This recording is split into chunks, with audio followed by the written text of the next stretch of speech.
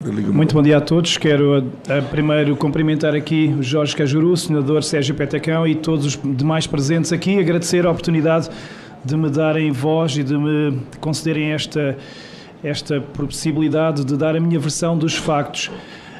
Vou fazer aqui uma declaração que até preparei para que não me esqueça de nada, porque é uma informação muito importante, porque eu sei que neste momento estão milhões de brasileiros a ouvir esta audiência e com expectativa em saber o que é que um cidadão europeu está a fazer aqui. O facto de eu estar aqui já é gravíssimo, porque eu não sou brasileiro, eu sou português. Eu não deveria estar aqui. Eu não deveria ter gasto imenso dinheiro para ter que estar aqui a defender a minha honra e a mostrar a versão dos factos de uma situação que eu passei e que não merecia ter passado. A situação ocorrida a 25 de fevereiro foi uma vergonha, e eu posso afirmar que foi uma vergonha que envergonha os brasileiros. Porquê? Porque eu recebi milhares de mensagens de brasileiros, de pessoas de bem, que me disseram, que me pediram desculpa.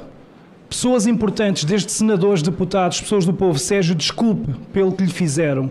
Sérgio, desculpe ter sido tratado como um criminoso. E por isso mesmo é que eu posso afirmar que foi uma vergonha, porque foram os próprios brasileiros que o assumiram e que me pediram desculpa.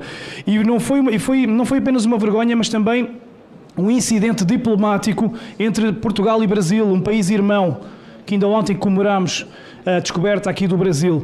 E só não teve mais repercussão este incidente diplomático porque, na altura, o primeiro-ministro de Portugal era um governo socialista que andou a fazer o L e que abafou completamente o caso. Porque se fosse hoje, com o governo de direita que está lá agora em Portugal, as coisas teriam sido muito, muito diferentes. E nesse aspecto, deixem-me relembrar, quem não sabe, esse governo de esquerda lá em Portugal caiu por corrupção. É incrível, as coincidências são incríveis. Mas, como eu dizia, além de uma enorme vergonha, além desse incidente diplomático, esse episódio foi uma clara violação dos meus direitos enquanto cidadão livre. Porque, depois de uma longuíssima e cansativa viagem de quase 10 horas, mal dormido, em jejum, tiraram-me o passaporte, levaram-me para dentro de uma delegacia, interrogaram-me várias horas sobre assuntos políticos e trataram-me como um criminoso. E eu fui o único, num terminal que tinha milhares de pessoas, todos entraram, apenas o português ficou retido. Um terminal que tinha milhares de pessoas antes, passados 30 minutos eu estava sozinho, com um silêncio ensurdecedor, sem saber o que é que me ia acontecer. Se me iam prender, se me iam deportar, se me iam levar para uma carrinha, o que é que me ia acontecer? Senti medo de não voltar a ver a minha família e de não voltar a ver os meus filhos. Como é possível eu, português, sentir isso a entrar num país como o Brasil? Eu ter tido medo, eu ter chorado sozinho naquele aeroporto. Não entendo. Mas o mais inacreditável é que nesse interrogatório perguntaram-me tudo menos as questões habituais que deviam ser perguntadas numa imigração. Em nenhuma altura, e retenham esta informação, em nenhuma altura me perguntaram nada sobre o visto de trabalho. Nada. A palavra visto não consta sequer do relatório do delegado. E essa foi a justificação que a Polícia Federal deu no próprio dia, num comunicado feito à pressa, a dizer que não. O Sérgio foi levado para a delegacia por um procedimento padrão para conferir se ele tinha visto. Mentira, nem sequer mencionaram a palavra visto. E eu tenho a prova desse interrogatório, tornei-a pública, dei até aos senadores, está público, não encontram lá, podem procurar em todo o relatório, não está lá a palavra visto. E, portanto, não foi um procedimento padrão, como o delegado disse aqui neste lugar, foi um procedimento padrão para ver se eu tinha visto. Não foi, porque na chegada lá, como eu disse, éramos centenas e eu fui o único que fui sujeito a isto. E atenção que o delegado aqui, quando aqui esteve o delegado da polícia, e eu assisti a essa declaração que ele esteve aqui, ele admitiu que afinal eu já estava a ser monitorizado desde Portugal e que afinal não tinha nada a ver com o visto. Foi admitido aqui, portanto foi admitido aqui em pleno Senado que o comunicado da Polícia Federal no dia 25 de fevereiro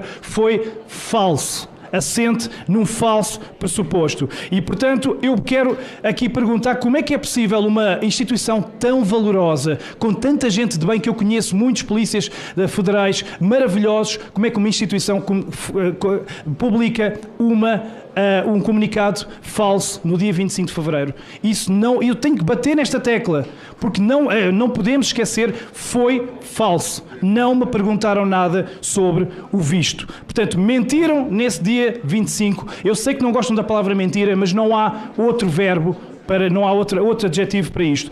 Quero também dizer-vos que quem mente é porque está a fazer algo de mal.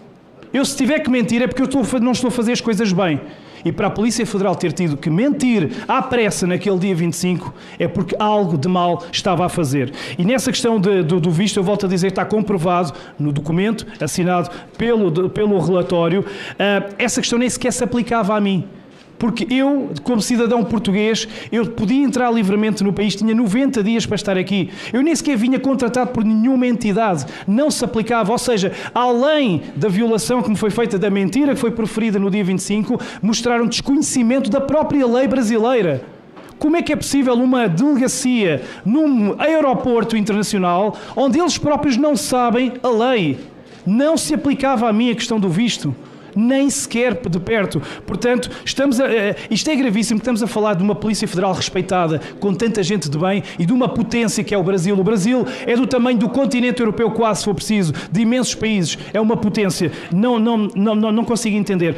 Fizeram isto a mim, que sou um simples repórter português, independente sou, e fizeram isto pelas minhas opiniões.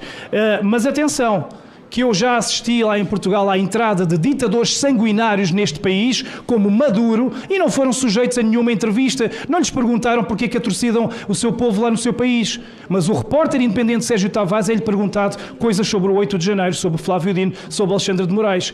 Não consigo entender, sinceramente eu não consigo entender. Eu pergunto porque é que a opinião de um cidadão português incomoda tanto a Polícia Federal. Eu sou um simples repórter independente. Porquê que os incomodou assim tanto? E porquê que quem mandou fazer o interrogatório veio de Brasília? Porque, pasmem-se, e o meu advogado está aqui, ele foi testemunha, o delegado, quando eu cheguei lá, ele disse-me, olha, eu não sei porque é que você está aqui. Eu nem sei o que é que lhe tenho que lhe perguntar. Está aqui a minha testemunha. Ele disse-me, eu estou à espera de um telefonema de Brasília onde me vão dizer as perguntas que lhe têm que ser feitas. Ou seja, nada a ver com o visto. E bem ali à frente, por mais incrível que pareça, o delegado atende o telefone à minha frente, à frente do meu advogado, e escreve as perguntas e até as soletra em voz alta. 8 de janeiro, de Flávio Dino, urnas eletrónicas. E eu estava a assistir aquilo de forma surreal. Que é isto? Um delegado que nem sabe o que é que eu estou aqui a fazer. Em que país é que eu vim parar? Eu não estava a acreditar. E repito, em jejum, mal dormido, há 4 horas, tratado como um criminoso naquela sala onde se tiram as fotografias de lado e de frente onde estão os criminosos. Acabado de chegar a um país como o Brasil. Está aqui a prova. Podem ler, eu poderei passar este documento, não encontram aqui a palavra visto. Então, as questões foram... Sérgio, o que é que você pensa sobre os atos do 8 de janeiro? Mas o que é que interessa a minha opinião sobre o 8 de janeiro? Eu nem sequer estava cá. Eu estava em Portugal. Eu não tenho nada a ver com o 8 de janeiro. E mesmo que eu tenha a minha opinião, eu sou um cidadão livre, eu posso pensar o que eu quiser. Perguntaram-me o 8 de janeiro. A sério. Depois perguntaram porquê que o Brasil, porquê que você é da opinião que o Brasil vive uma ditadura do judiciário. E nessa altura, bem aconselhado pelo meu advogado, não respondi a nenhuma questão, mas quase me apetecia fazer um gesto. Olhem por isto que está aqui a acontecer. Isto não é normal. Não é normal, foi a segunda pergunta. A terceira, o que é que eu penso de Alexandre de Moraes? O que é que eu penso de Flávio Dino? Então isto são perguntas sobre um visto? Flávio Moraes e Alexandre... O que eu penso de Alexandre de Moraes? O que eu quiser! Eu sou um cidadão livre! Eu penso o que eu quiser! Eu penso ao Flávio Dino o que bem me apetecer. Da mesma maneira que eu penso do meu Presidente da República, Marcelo Rebelo de Sousa, o que bem me apetecer. Eu sou um cidadão livre.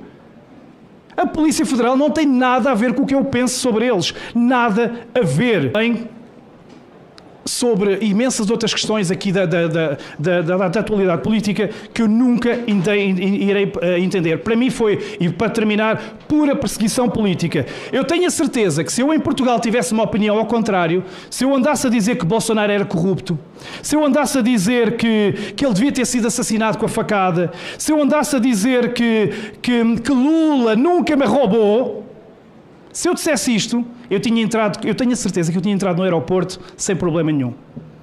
Eu tenho a certeza absoluta. Porque isto está a acontecer tudo para um lado. E eu sou a prova disso.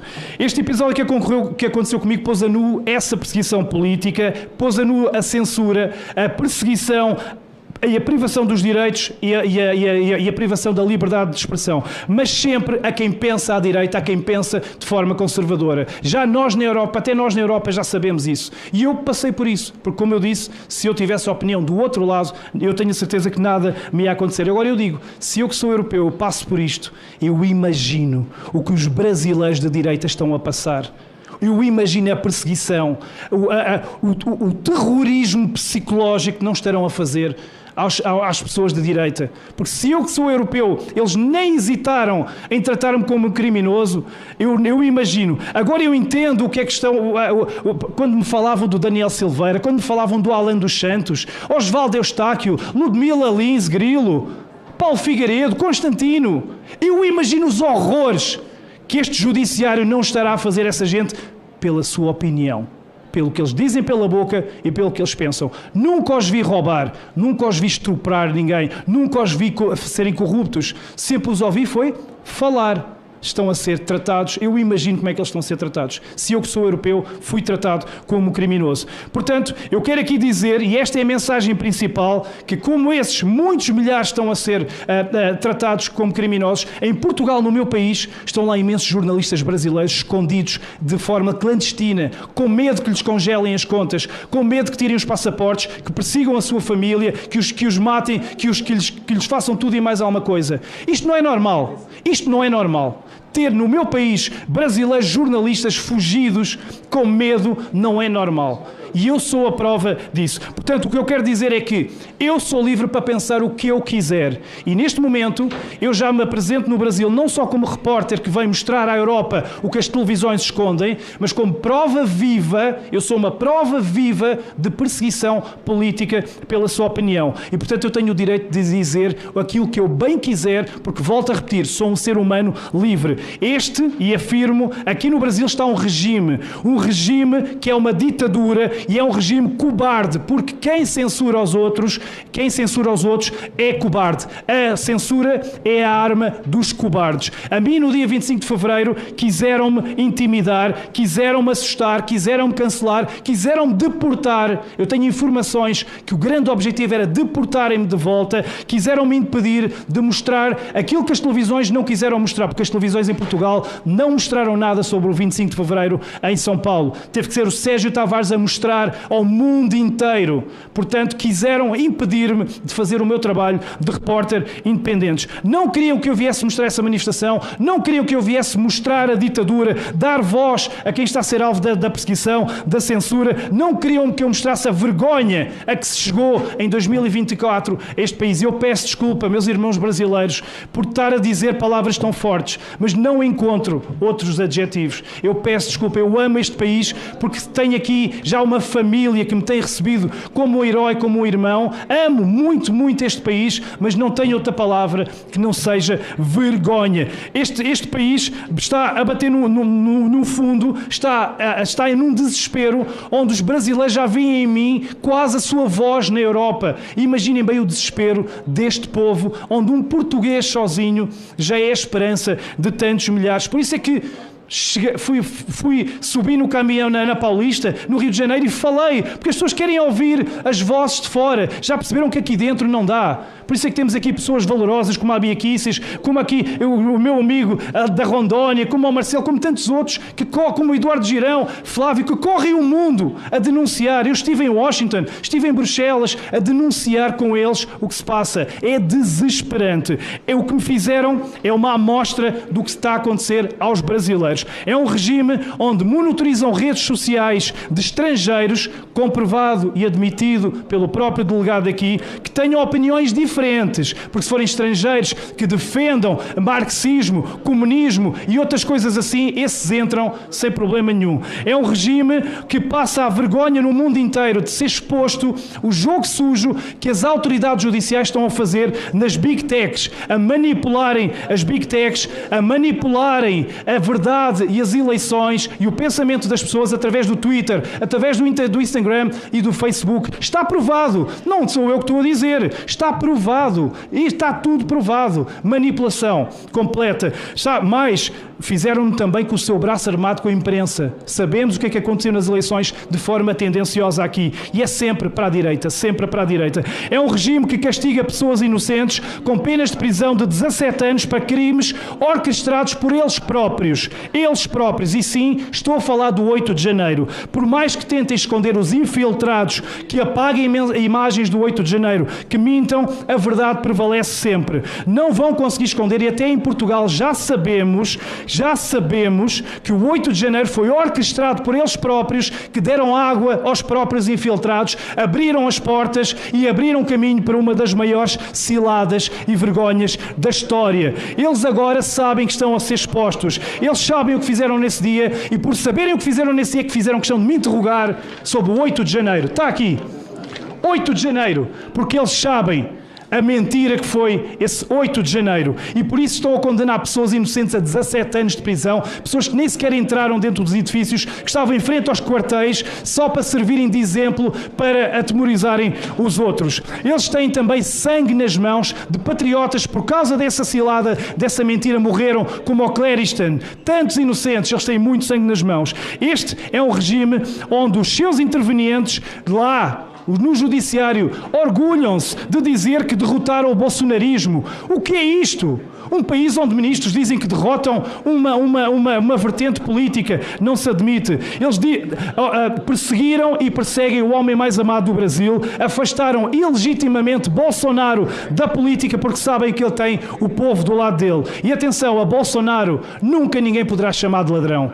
Nunca. Isso podem ter certeza. E para terminar, este regime tem um nome. Regime de Moraes. É um regime onde eles admitem que as eleições não se ganham, que as eleições se tomam. É um regime onde eles assumem que missão dada é missão cumprida. E é um regime de ataques às liberdades. Por exemplo, Jorge Soros, ele gasta milhares a financiar ONGs que promovem a censura, promovem a perseguição e promovem as agendas nefastas que estão a ser levadas neste país. É um regime que vê arder e desmatar a Amazónia como nunca, mas que já não paga aos artistas para chorarem lágrimas de crocodilo agora para a Amazónia. Agora já não interessa as lágrimas a cair. É um regime onde os senhores de preto assumem que antes de existirem as redes sociais, eles eram felizes e não sabiam. Não sabiam porquê? Porque nessa altura o povo não tinha voz, eles eram felizes porque não eram expostos. E termino dizendo que é um regime que faz aberturas ilegais de inquéritos, não dá acesso aos próprios advogados a esses inquéritos,